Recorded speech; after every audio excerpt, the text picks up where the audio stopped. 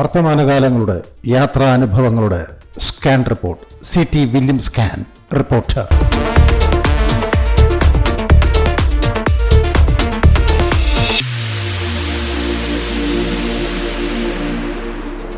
ഞാനിപ്പോൾ നാഥുല പാസിലാണ്. നാഥുല ചുരത്തിൻ്റെ ചരിത്രം ഞാൻ നേരത്തെ 2 എപ്പിസോഡുകളിലായി വിശദീകരിച്ചിരുന്നു. വിനോദസഞ്ചാരികളെ സംബന്ധിച്ചിടത്തോളം മഞ്ഞുകാഴ്ചകൾ ഒരു ഭാഗ്യമാണ്. എനിക്കിന്ന് ആ മഹാഭാഗ്യം കൈവന്നിരിക്കുകയാണ്. ഇതുപോലുള്ള കൊച്ചു കൊച്ചു കച്ചവട സ്ഥലികൾ കാണാം. തൊപ്പിയും കമ്പിളിക്കുപ്പായങ്ങളും പിന്നെ മഞ്ഞിനെ പ്രതിരോധിക്കാനുള്ള എല്ലാം ഇവിടെ ലഭ്യമാണ്. ശ്വാസതടസ്സം അനുഭവിക്കുന്നവർക്കായി ഓക്സിജൻ കുറ്റികളും ലഭ്യമാണ് ഇവിടെ. ഈ കസേരകളിലിരിക്കുന്ന 2 പേരും ഓക്സിജൻ മാസ്ക് വഴി ശ്വാസതടസ്സത്തെ നേരിടുകയാണ്. നാഥുല പാസിനെ കുറിച്ച് പറയുകയാണെങ്കിൽ അങ്ങോട്ടേക്കുള്ള പാസ് അഥവാ അനുമതിയും ഒരു ഭാഗ്യമാണ്.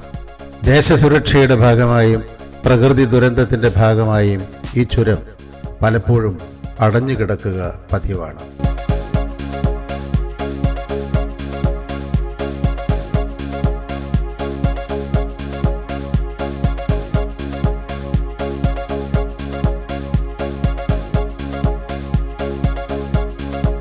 ഉയരങ്ങളിൽ ഫോട്ടോഗ്രാഫി നിരോധിച്ചിട്ടുണ്ടെങ്കിലും വിനോദസഞ്ചാരികൾ നിരോധനത്തിൻ്റെ ഗൗരവം മനസ്സിലാക്കാതെ മൊബൈലിൽ ചിത്രീകരണം നടത്തുന്നുണ്ട്. അവരെയൊക്കെ വിലക്കിക്കൊണ്ടുള്ള സുരക്ഷാ ഭടന്മാരുടെ വിസിലുകളും മുഴങ്ങുന്നുണ്ട്.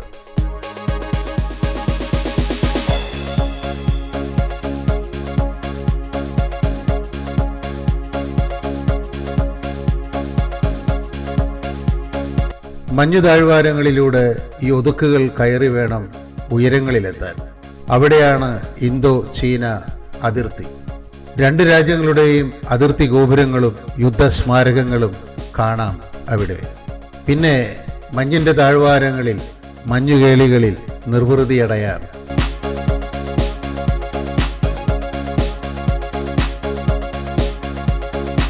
ചൈനയും ടിബറ്റും പശ്ചിമ ബംഗാളും തൊട്ടു തൊട്ടില്ല എന്ന മട്ടിൽ ഇണചേർന്ന് കിടക്കുന്നൊരു ഹിമാലയൻ ചുരമാണ് നാഥുല. ഏകദേശം 14,140 അടി ഉയരത്തിൽ സ്ഥിതി ചെയ്യുന്ന ഈ ചുരം ചുംബി താഴ്വരകളെയും കോലിംഗ്പോങ്, ഗാങ്ടോക്ക് ഗ്രാമ്യ നഗരപ്രദേശങ്ങളെയും തണുപ്പിച്ച് കഴിഞ്ഞുപോരുന്നു.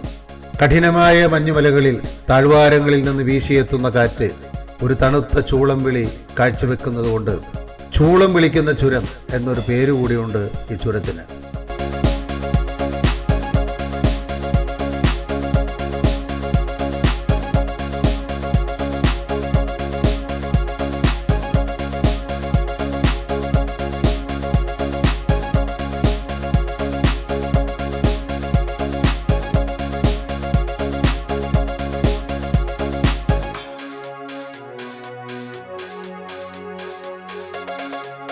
ഇന്നിവിടെ നല്ല തിരക്കാണ്. ഞാൻ വളരെ ബുദ്ധിമുട്ടിയാണ് ഈ തിരക്കിലൂടെ ദൃശ്യങ്ങൾ ചിത്രീകരിക്കുന്നത്. ഇവിടുത്തെ ശബ്ദകോലാഹലങ്ങൾ കാരണം ലൈവ് വോയിസ് ഓവർ സാധ്യമല്ല.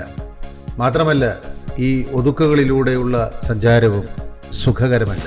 ഞാൻ നേരത്തെ പറഞ്ഞല്ലോ, 1873 അന്നത്തെ ഡാർജിലിംഗ് ഡെപ്യൂട്ടി കമ്മീഷണറായിരുന്ന JW എഡ്ഗർ ആണ് ഈ ചുരം സർവേ ചെയ്ത് അടയാളപ്പെടുത്തിയത്. അതിനു മുമ്പ് രാജവാഴ്ച ഉണ്ടായിരുന്ന സിക്കിം ബ്രിട്ടീഷുകാരുടെ അധീനതയിലായിരുന്നു. അക്കാലത്ത് ചൈനയും ബ്രിട്ടനും ടിബറ്റും മറ്റു രാജ്യങ്ങളും കച്ചവടം നടത്തിയിരുന്നത് ഈ ചുരം വഴിയായിരുന്നു. ഇന്ത്യയിൽ നിന്നുള്ള ചില ഔഷധങ്ങളും ഇന്ധനങ്ങളും മറ്റ് യന്ത്ര സാമഗ്രികളുമാണ് ചൈനയിലേക്ക് കടത്തിയിരുന്നത്. പകരം കമ്പിളിയും സിൽക്കുമാണ് ചൈനയിൽ നിന്ന് ഇന്ത്യയിലേക്ക് എത്തിയിരുന്നത്. അതുകൊണ്ടാണ് ഈ ചുരം വഴിയെ സിൽക്ക് റൂട്ട്, വൂൾ റൂട്ട് എന്നൊക്കെ വിളിച്ചു പോന്നിരുന്നത്. കഴുതകളും കുതിരകളുമായിരുന്നു ചരക്ക് ഗതാഗത മാർഗങ്ങൾ അന്ന്. ഇന്നതൊന്നുമില്ല. ഇവിടെ ഇതുപോലുള്ള യുദ്ധസ്മാരകങ്ങളും അതുമായി ബന്ധപ്പെട്ട ചരിത്ര രേഖാഫലകങ്ങളും കാണാം. കൊടും തണുപ്പിന് ചുടുചായ കൊണ്ട് നേരിടാൻ ഇവിടെ ഒരു കൊച്ചു തട്ടുകട സംവിധാനമുണ്ടെങ്കിലും തിരക്ക് മൂലം ചായ ലഭിക്കുക പ്രയാസകരമാണ്.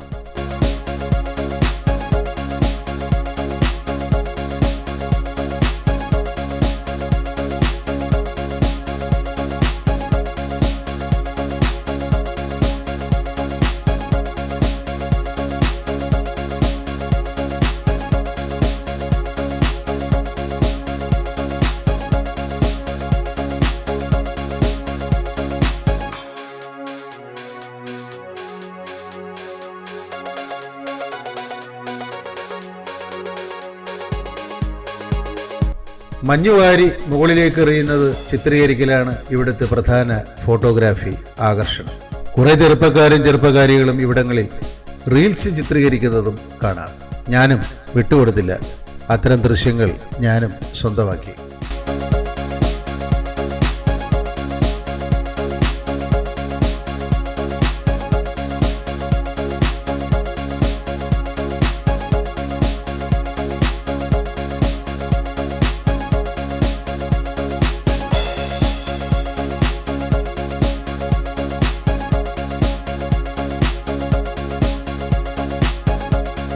സിക്കിമിലെ ഡോംഗ്യ റേഞ്ചിലാണ് നാതുല പാസ് സ്ഥിതി ചെയ്യുന്നത്.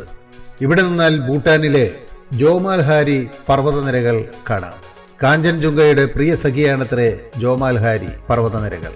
ലോകത്തിലെ തന്നെ ഉയരം കൂടിയ 3ാമത്തെ കൊടുമുടിയാണ് കാഞ്ചൻജുംഗ.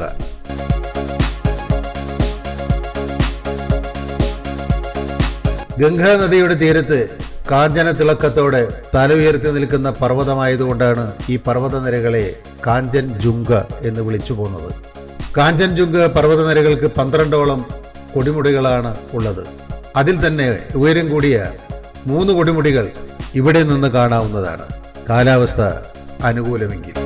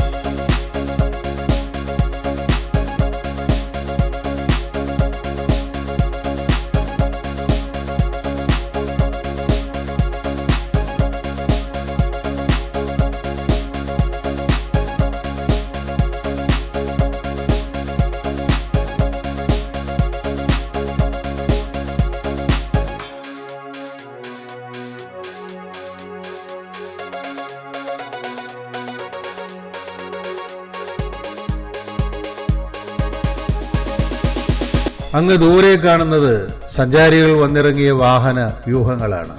ഏകദേശം 1 കിലോമീറ്റർ ദൂരത്താണ് സഞ്ചാരികളുടെ വാഹനങ്ങൾ പാർക്ക് ചെയ്തിരിക്കുന്നത്. അതുകൂടാതെ റോഡിൻ്റെ വശങ്ങളിലും വാഹനങ്ങൾ പാർക്ക് ചെയ്തിട്ടുണ്ട്.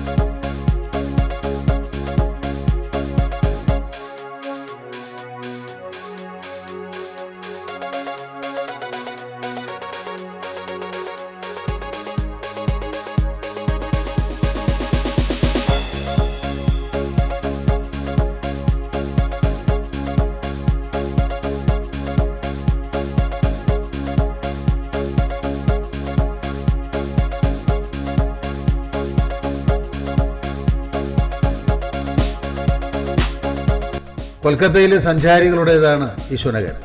അവൻ ശ്വസിക്കുന്നതും ഉച്ഛസിക്കുന്നതും മഞ്ഞാണ്. അവൻ എൻ്റെ ക്യാമറയ്ക്ക് പോസ് ചെയ്തു തന്നു. ദിഗു എന്നാണ് ഇവൻ്റെ പേര്.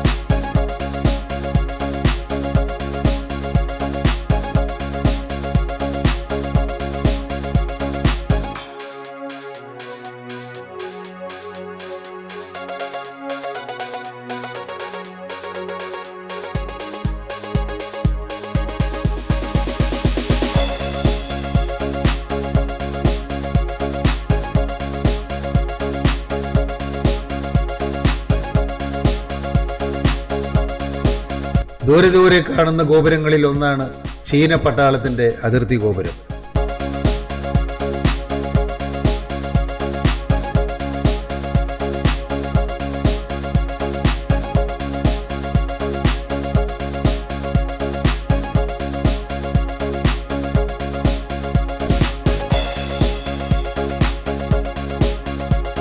ഈ കാണുന്ന ത്രികോണ നിർമ്മിതിയും ചൈനീസ് പട്ടാളത്തിൻ്റെതാണ്.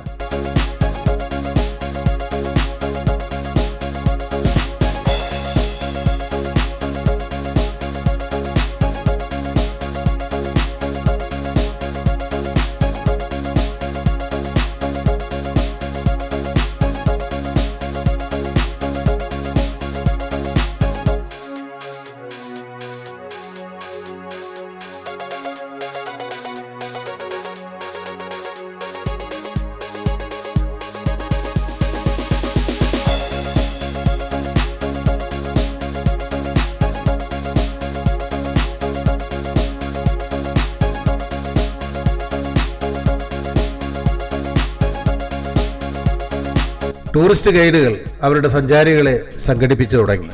ഇനി ഗ്രൂപ്പ് ഫോട്ടോയും എടുത്ത് അവർ അവരവരുടെ വാഹനങ്ങളിലേക്ക് മടങ്ങും.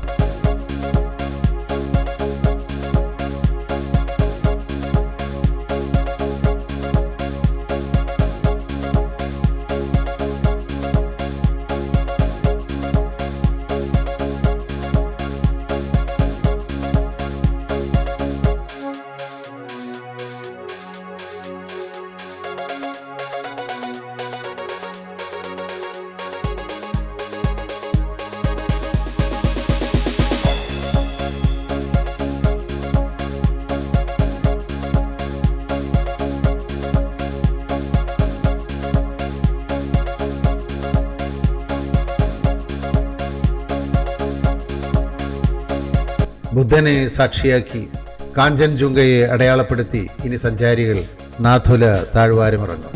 ഭാരതത്തിൻ്റെ അഭിമാനത്തിൻ്റെ 14,140 അടി തൊട്ടതിൻ്റെ ദേശീയ ചൂടനുഭവിച്ച് സഞ്ചാരികൾ ഈ ചൂളം വിളിക്കുന്ന ചുരമിറങ്ങും.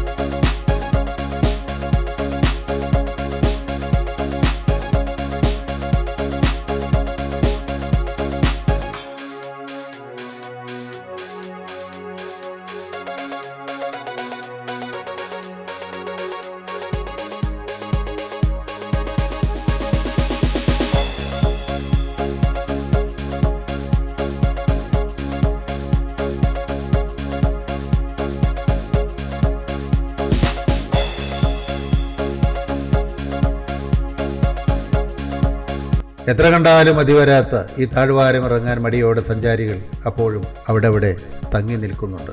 ഈ സമയത്താണ് സഞ്ചാരികൾ വിസ്മയിപ്പിച്ചുകൊണ്ട് കുറെ ശുനകന്മാർ ഈ കാണുന്ന പർവ്വതം ഓടി കീഴടക്കുന്ന അതിശയകരമായ കാഴ്ച കണ്ടത്.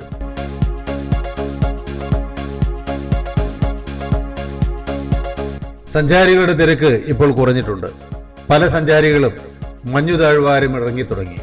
പലരും എൻ്റെ ക്യാമറയ്ക്ക് ഹായ് തരുന്നുണ്ട്. പുകമഞ്ഞ് കൂടിക്കൂടി വരുന്നുണ്ട്. സഞ്ചാരികൾ പലരും അവരവരുടെ വാഹനങ്ങൾ തേടി താഴ്വാരം ഇറങ്ങാൻ തുടങ്ങി.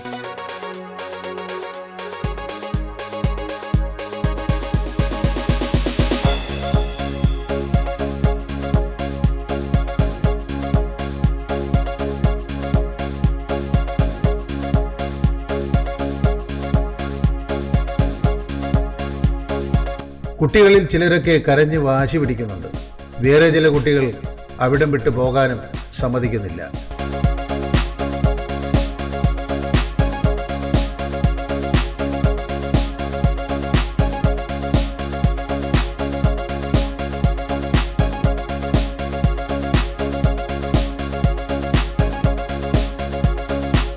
പോണ്ടിച്ചേരിക്കാരൻ അച്ഛനാണ്.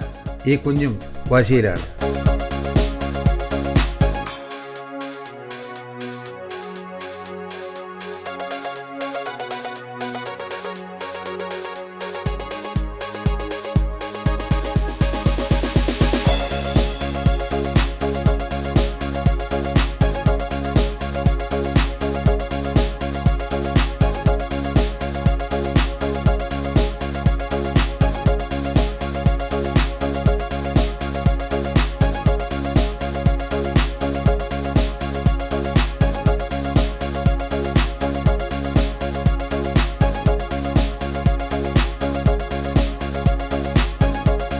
എൻ്റെ വണ്ടിയുടെ ഡ്രൈവർ ഹമീസിനെ കണ്ടു.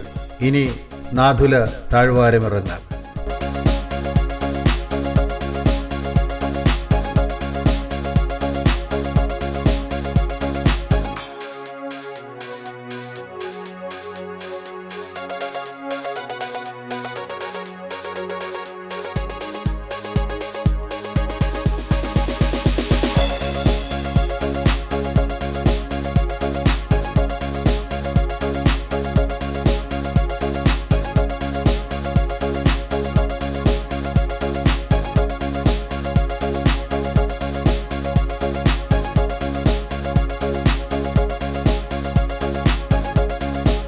എൻ്റെ കാറും നാഥുല വലം വെച്ച് ചൂളം വിളിച്ചുകൊണ്ട് ആ സ്വപ്ന സമാന ചൂളം വിളിക്കുന്ന ചുരമിറങ്ങി.